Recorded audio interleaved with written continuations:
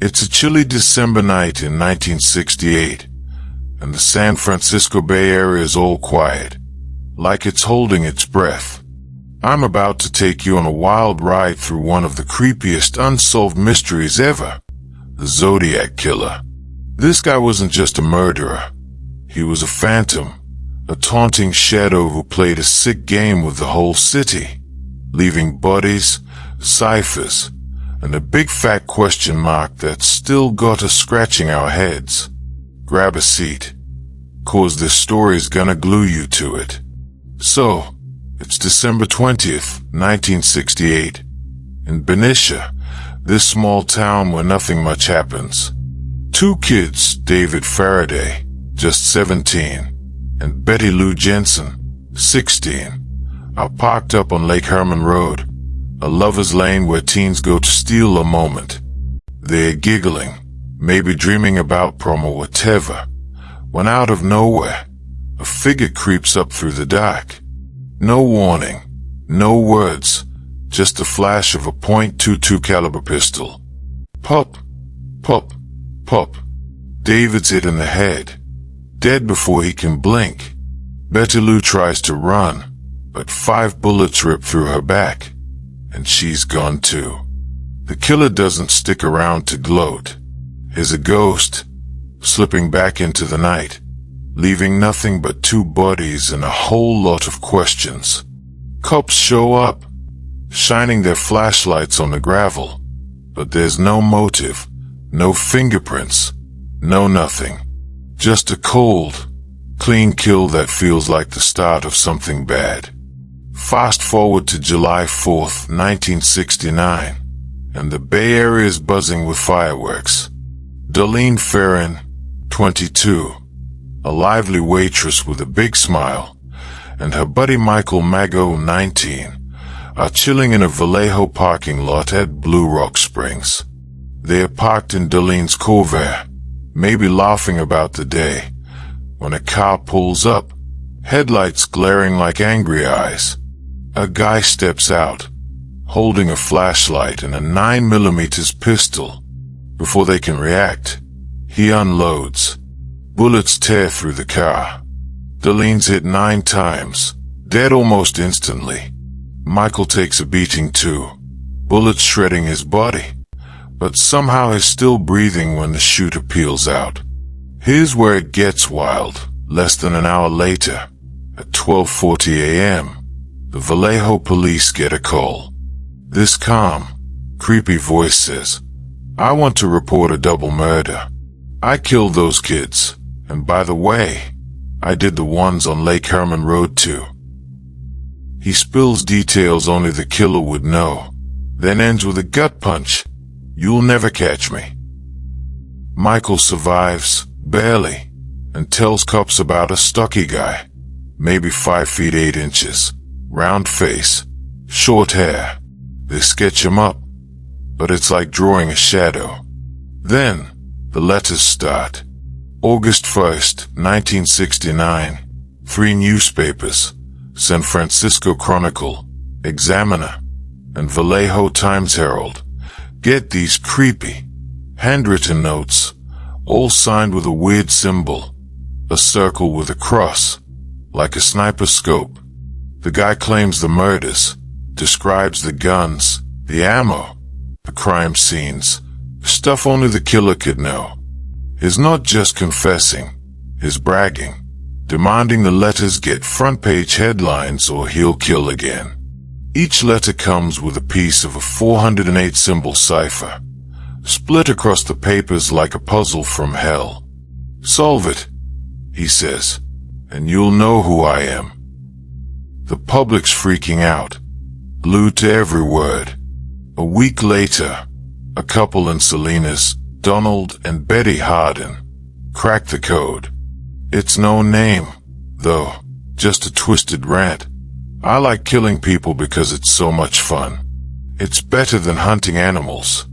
I'm collecting slaves for my afterlife." The words are chilling, full of weird misspellings, like he's toying with everyone. No name, no clues, just a peek into a sick mind. Things get even darker on September 27th, 1969, at Lake Berryessa. It's a sunny day, and two college kids, Cecilia Shepard, 22, and Brian Hartnell, 20, are having a picnic by the lake, all romantic and carefree. The sun's dipping low, painting the water gold, when this guy shows up and is straight out of a nightmare. He's got a black hood with that cross-circle symbol sewn on, sunglasses hiding his eyes, a gun in one hand, and rope in the other. "I'm an escaped convict," he says, cool as ice, demanding their money and keys. He ties them up, and then, boom, he pulls a knife. He stabs Cecilia 10 times, Brian 6. It's brutal, blood soaking the grass. The guy doesn't run, though. He strolls to their car, scribbles a message on the door with a felt-tip pen, dates of his earlier killings, that damn symbol, and walks off. Brian, tough as nails, crawls for help. Cecilia hangs on but dies in the hospital. Brian makes it, barely. Then, the killer calls the Napa County Sheriff's Office. Same creepy voice. "I want to report a murder."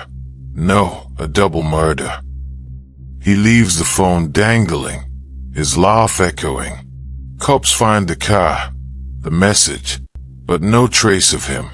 It's like he's mocking them with every move. By October 11th, 1969, the Zodiac's feeling bold, hitting San Francisco itself. Paul Stein, a 29-year-old cab driver, picks up a fare in the city. At Washington and Cherry Streets, in the ritzy Presidio Heights, the passenger puts a 9mm to Stein's head and pulls the trigger. One shot, clean, execution style.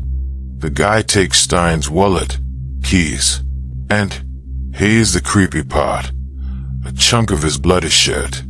Some teenagers across the street see it go down and call the cops, describing a stocky white guy. Glasses, short hair, maybe 5 feet 8 inches. Police are seconds away from nabbing him, but a dispatcher screws up, saying the suspect's black, and the guy slips into the Presidio's shadows. A few days later, the Chronicle gets a letter with a piece of Stein's shirt, blood and all. The Zodiac's gloating. "I'm the one who did it, and you cops were so close." He ups the ante, saying he'll shoot kids on a school bus next. The Bay Area is in a panic. Parents lock their kids inside. Schools beef up security, and that cross-circle symbol is everywhere, like a curse. November 8th, 1969, brings the big one, the 340 cipher, a 340 symbol puzzle that's like the 408's evil twin. It's a taunt, a dare, and nobody can crack it. More letters roll in, each one cockier than the last. In the Exorcist letter of January 1970, he mocks the cops, claims 37 victims, though only 5 are confirmed, and tosses in another cipher, the dripping pen card. He even teases, "My name is," followed by gibberish symbols. Every letter's a slap in the face, full of misspellings and riddles, like he's laughing at the world. The letters keep coming into the early 70s, one in 1974 poking fun at the Chronicle's coverage. Then, poof, he stops. No more letters, no more confirmed kills. The Zodiac just vanishes. Cops are drowning in leads, chasing over 2,500 suspects across Vallejo, Napa, San Francisco. The big name's Arthur Lee Allen, a creepy ex-teacher who checks a lot of boxes. Stocky, 5 feet 8 inches, owns a Zodiac watch with that cross-circle logo, even makes weird comments about killing 2 friends. Michael Mago picks him out of a lineup, and witnesses from the Stein murder think it's him too. But the evidence, it's all circumstantial. Fingerprints don't match, handwriting's off, and DNA tests in the 2000s come up empty. Alan dies in 1992, smaking to the end. Other names pop up: Richard Gaikowski, a journalist, Lawrence Kane, a convict, even Ted Kaczynski, a Unabomber, but none stick. In 2021, some group called the Case Breakers says it's Gary Francis Post, a dead Air Force vet, based on anagrams and loose connections. Cops roll their eyes, saying, "Show us the proof." There isn't any. The 340 cipher, that stubborn puzzle, finally cracks in December 2020. 3 code breakers, David Aranchek, Sam Blake, and Yael Van Eyck, figure it out after 51 years. The message: I'm not afraid of the gas chamber because it'll send me to paradise all the sooner. I hope you're having fun trying to catch me. No name, no answers, just more taunts with those weird misspellings.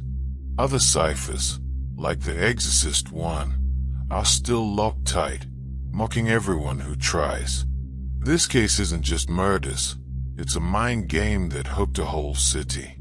The Zodiac turned himself into a legend, a boogeyman who controlled the story with his letters and that damn symbol.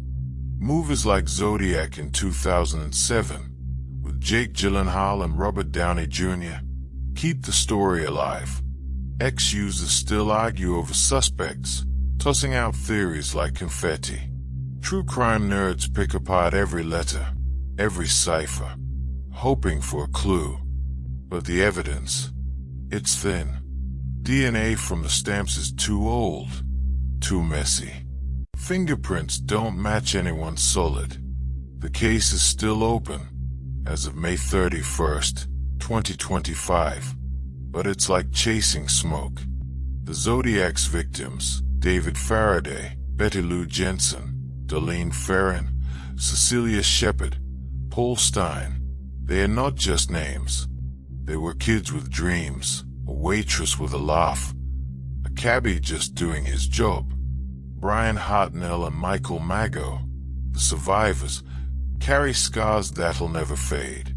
The Bay Area, once all about flower power and freedom, got a dark stain that won't wash out. Somewhere, maybe, the Zodiac's lost cipher holds his name. Or maybe he's still out there, in the fog, laughing at us all. What do you think? Want to try cracking this one yourself?